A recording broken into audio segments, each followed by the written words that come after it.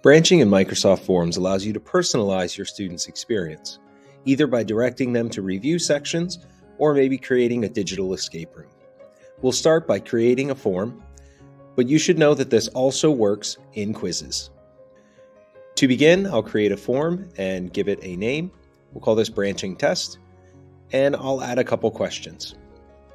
So this one will be multiple choice. I'll add some options.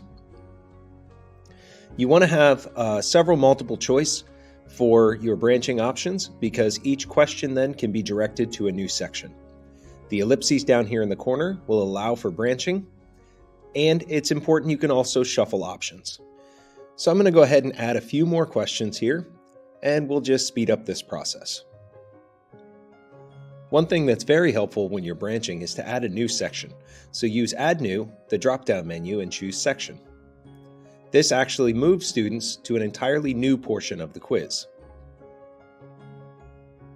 So here in my new section, I'm going to add another question or two, and this will be a good one for a review section. So that's what I'm going to call it. And I'm going to say, watch this video and see if it's helpful.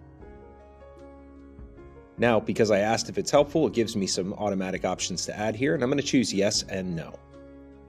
Now to add a video in, I'm going to choose the picture icon in the right-hand side here, and then choose Insert Video.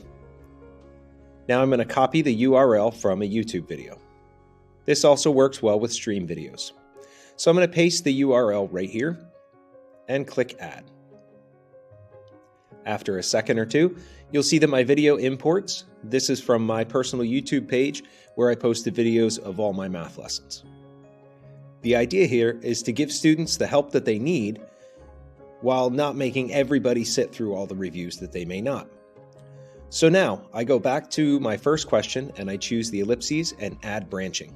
Now I'm in the branching options section. Now you see that each question has an option to send students to a different section of my quiz or my form. So I can choose if students select B, for example, that'll take them all the way to the end of the form. Where if they choose A, it'll take them to the next question. Now I can go through each of my questions. If I don't have multiple choice, it'll still allow me to direct students to a different section or a different question. And this kind of creates a learning path for each of my students. So now as I'm updating each of my questions, you can see that it remembers where I asked it to go next.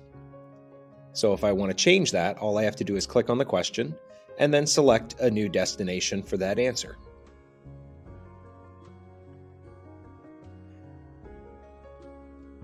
There's also an option when I'm updating each of my questions to not just go to the next question or to a different question or section that I've asked it to, but I can always choose to go to the end of the form.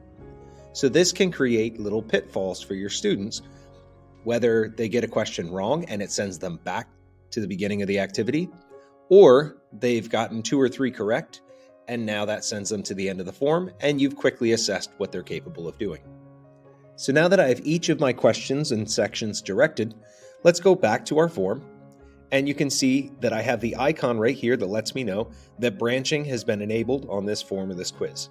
So let's preview it.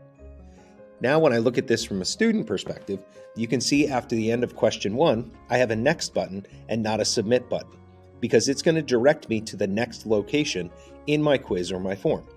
When I select the options, it changes my form in real time. If I choose a different option, you can see that it switched to a different question. So when I make a couple choices, now I have a choice. I can submit this quiz. Well, that clearly takes me to the end of the form.